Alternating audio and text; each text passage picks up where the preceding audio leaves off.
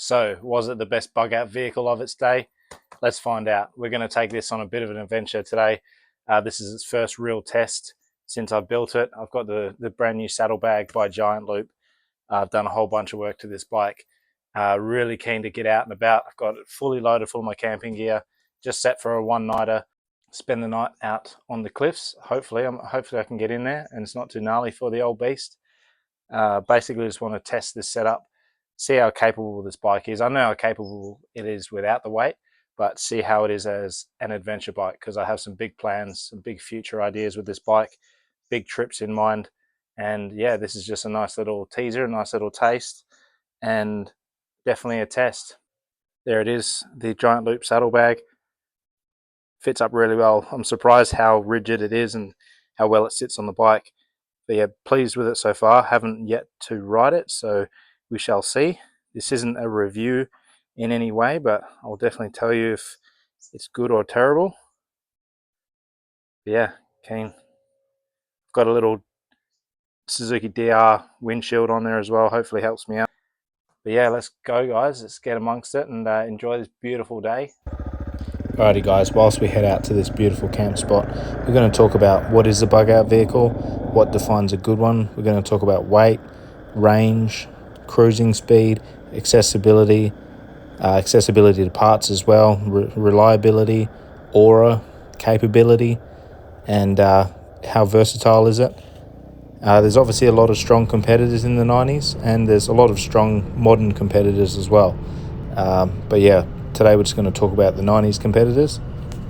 We've got the DRZ, you've got the DR, you've got the Husky TEs, you've got the XR650, you've got the Kawasaki KLX, you've got the Yamaha XT600s. Heaps of choice, lots of back and forth, I guess, debating on what could be best. So this will always be a tough one for me because I've had a lot of Hondas in my time. I've had a lot of Huskies as well. And when it comes to four wheels, I bleed Suzuki. So for me personally, had a lot of conflicting choices. I test rode a DR400. I couldn't decide what to get. Obviously love Suzukis. I've always wanted a Suzuki motorbike. This XR just happened to pop up. And I thought, you know what, these things have some aura. They've got all that grunt and power. They can just sit on 110 piece of cake. They've got parts galore still. You can modify the heck out of these. They come out with pretty good suspension, although I've upgraded all of mine. They're just an absolute beast of a motorbike. Totally versatile. Alrighty, so back to the point. What is a bug out vehicle? We're obviously on the two-wheeled agenda, so we're talking getting on the bike, getting out of there, something that can rip through the sand, not bog you down, not be too heavy like all these modern Tenerés and BMWs and all that crap. We're talking about the 90s. There's an apocalypse, there's a virus, there's something you just got to get out of Dodge. And I think the XR's only downside is not having electric start. Being air-cooled, you don't want to shut it off as well. That's obviously another downside. You're sitting there idling and you don't want to turn it off because you got to get out of the way from them zombies. It's World War Z. But we're talking, you're in boggy sand, you're in these sloppy hills that I'm attacking right now in this video, and it's just chewing through it all. You're not bogged down with a sluggish DR or a DRZ. You've got really good, capable suspension, and you're just plowing through. We're air-cooled. We don't have to worry about busting hoses and coolant bloody shooting everywhere and smashing radiators, bashing through the trees. If you've got to get away from whatever it is, we're talking apocalypse. So for me, the XR is just unbeatable. If it wasn't the XR600, it would have to be the XR650, just to have that luxury of a battery and a starter motor. I see a lot of people these days modifying, doing up the DR400s. Pretty good tourer, in my opinion, sitting at 110. I mean, if you're living in a big country like Australia or the States or Canada, and you've got to get from one end of the country to the other to see family during a crisis, I think the Suzuki's going to be hating life during that. They've only just received a bit of aura with Ken Roxon winning it for Suzuki last month, and obviously the XR, you can't beat it. The king of the Baja, Johnny Campbell, winning it on the XR. Absolute weapon. But yeah, guys, just rocking up at camp now. Gonna get set up and enjoy the evening. Cheers.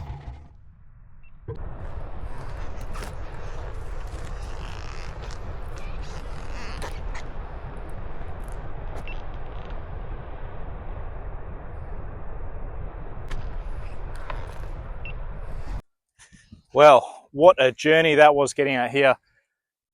Getting here wasn't so hard. I've done this many times, not with the weight, but all the other exploring that I did, hectic. I've ran out of daylight.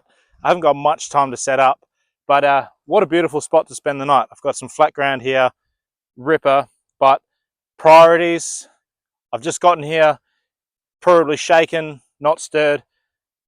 Something I have to quickly get to before it gets too hot. And I think I deserve this. Copperberg hard ginger, 8.3%. This is gonna taste good, I'll tell you that much.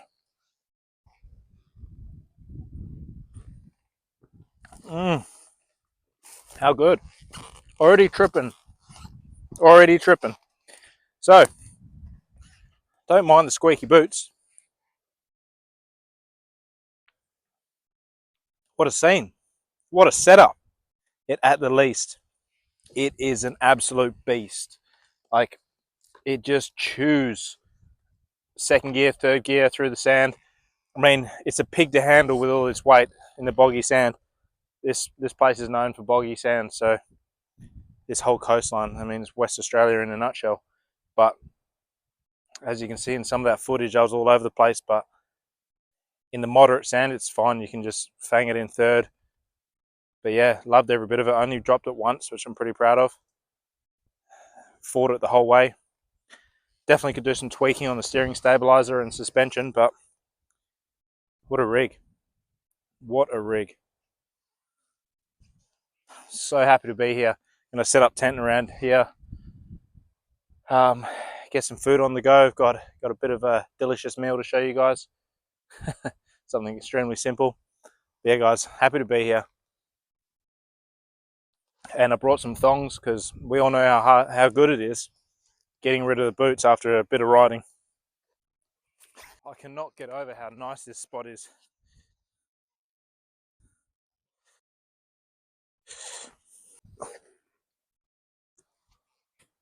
The heaviest thing in there, 7 litres worth of water.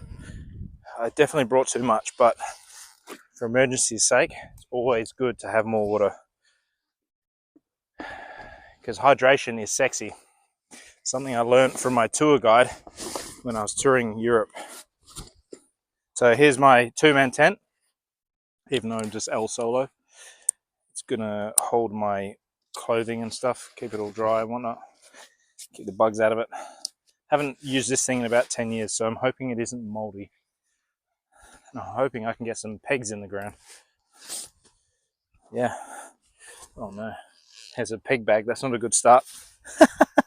Empty peg bag. Oh, goodness. Must have pinched the pegs for... Oh, that sounded like pegs. No, that was the pole. Must have pinched the pegs for something else. That is not ideal. Doesn't get much better than this, though. This is beautiful. Tell you what, though, I'm so proud of this bike. Love it to bits. Such a weapon.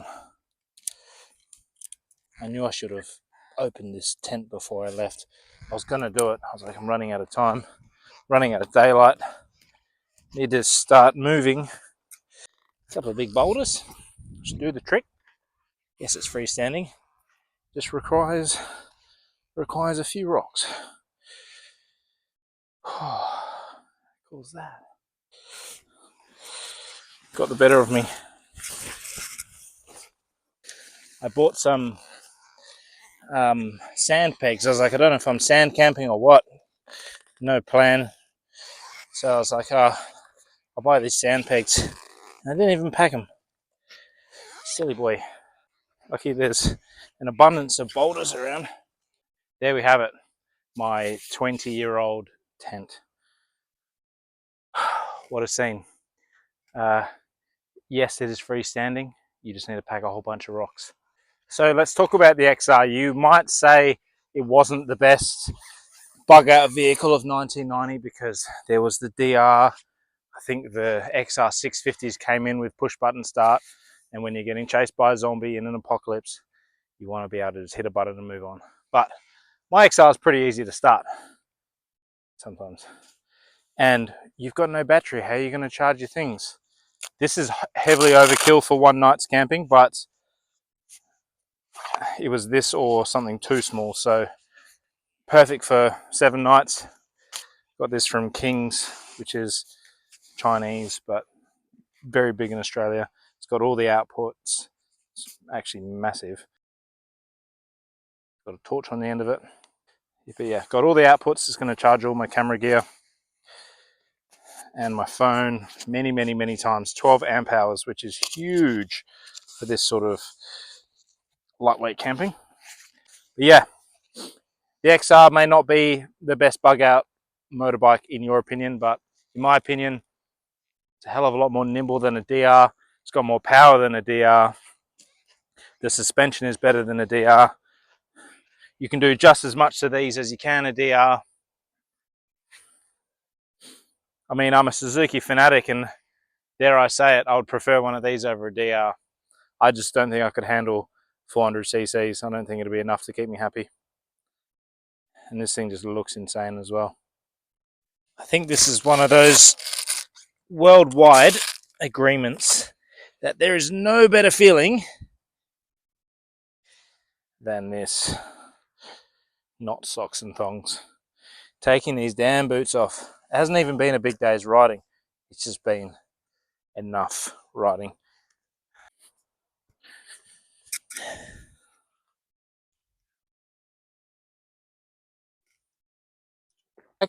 So I thought, well, that's going to make a perfect bin. Take your rubbish with you, kids. What have we got for dinner, you might ask? We're using an old school cooker that I've had as well for about 15 years. It's called a Trangia. It is not just any old Trangia, it is a Trangia I bought when I was about 14. Dinner. We have mee goreng, very original camping kind of dinner. We have the little Trangia. Unlike the pegs of my tent, I did test out the Trangia prior to bringing it, and I'm not using petrol. If you were wondering, this is a methylated spirits mix, 5% water, 95% methylated spirits.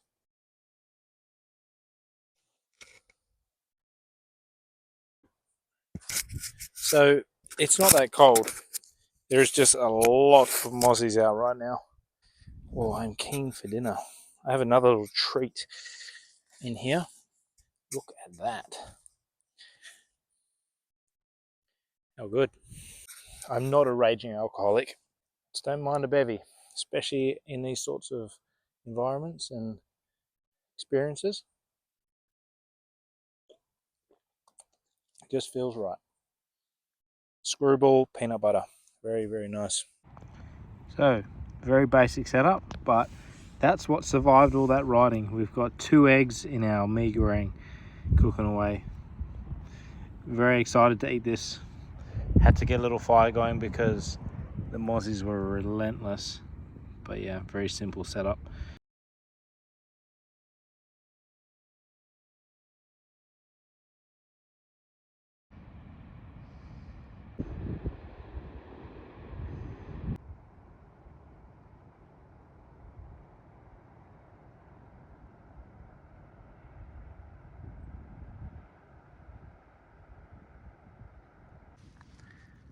Alrighty, I've done brekkie in the tent this morning just to make the Trangia run a bit more efficient, less wind. So we've got protein oats, which I prepared at home. Just oats with a big scoop of protein powder to make sure we're getting all the carbs, all the protein. Thrown a banana in there as well. Got the cappuccino ready to rumble. The XR. How'd you go last night, babe? Cold night? Anyway, beautiful morning out here in between Albany and Denmark. Gonna get this food eaten and hit the tracks.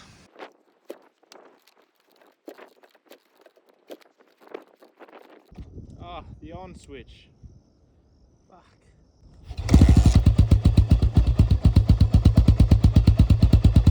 Right, got to say farewell to the spot. I've had a whale of a time just cruising out of here. We're talking bug out vehicle, but what we mean actually, like, you can mean bug out vehicle, but is that really going to happen? Most unlikely. We're talking lightweight adventure bikes at the end of the day. There's a lot of conflicting arguments about what's better, why you should have this, why you should have that. I just love my XR. Just chewed up that hill there. There was a really gnarly escape out of that section, and lots of single wheeled rutted boggy sections. They're pretty awful with all the weight on the back, but yeah, still managed to get out of here, only dropping the bike once through the 24 hours. So yeah, chuffed to bits, and actually managed to really get used to the bike, especially after I turfed about 5 litres of water. I really started humming through these tracks, which felt really great, and yeah, just started to get used to the weight a bit more. Another great feature of this XR is the service intervals, obviously very handy for lightweight adventuring or this apocalypse scene. Very, very handy. Just keep that same oil in there for a good couple of thousand Ks without having to worry. Not like today's modern KTMs and Huskies and all the smaller engine Rally L 300s and all that sort of stuff. Yeah, this thing's great. Just chews along. I've adjusted the valves, and since then it's easy to start, hot and cold. And yeah, on my way home now anyway, guys. So, home safe. XR done me really well. I'll tell you what, I'm impressed with this bag. I was curious to see how much it weighs, like how much it was adding to the bike, and it's pretty weighty. I don't have any water in it at the moment, but yeah, solid. Just keeps it shaped like that. Got everything in there that I need. More space as well. You can see how baggy it is still. You can fit a lot more at the top here. So yeah, very impressed with the bag. Roadie seems to be impressed as well, and super impressed with the bike. Bag comes off on and off really easy as well. So yeah, happy as. Gonna wrap up this video of my bugout XR 600 1997. Absolute weapon. So don't forget to subscribe to the channel, like this video, send a comment. Bit of love on the XR. Happy days. What a trip. Can't wait to do a longer one. Cheers, guys. You.